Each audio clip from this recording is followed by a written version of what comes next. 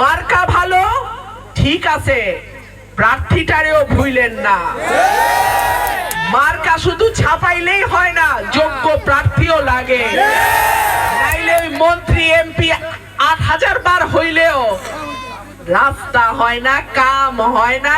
এই যে কইতেছিল প্রসূতি মা রাস্তায় মারা যায় বাচ্চা জন্ম দিতে গিয়ে, অসুস্থ বৃদ্ধ বাবা আমার, চাচা আমার, উনারা আরো অসুস্থ হয়ে যায় হাসপাতালে যাইতে যাইতে।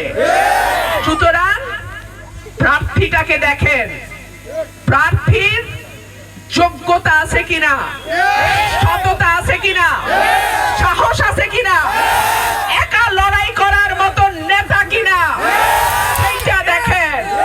খালি মার্কার উপর ভর কইরা অনেকেই দুলতে দুলতে এদিক যায় আর ওদিক যায়।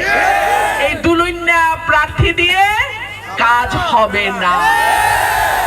নির্বাচনের আর মাত্র 10টা দিন। মারা আমার, বোনরা আমার, আপনারা ঘরে ঘরে যাবেন। আমার কিন্তু কোনো দল নাই, আমার কিন্তু কোনো দলীয় কর্মী নাই। আপনারাই আমার বোন, আপনারাই আমার পরিবারের সদস্য, আপনারাই আমার কর্মী। আপনারা ঘরে ঘরে যান, মা বোনদেরকে বলবেন একটা ভোট আমরার মুখের দিকে চাইয়া হাঁস মার্কায় দিয়েন। এরপরে যদি আমি কাজ করতে না পারি, 5 বছর পর আমি আপনাদের কাছে আর মুখ দেখাইতে ভোট চাইতে আসবো।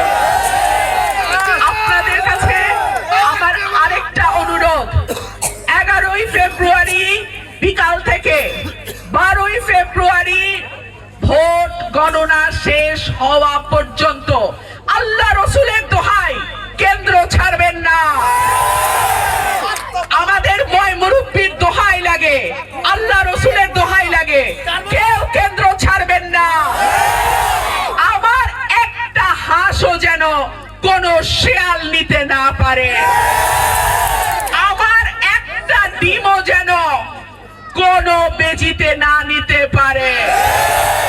আপনারা পাহারা দিবেন তো?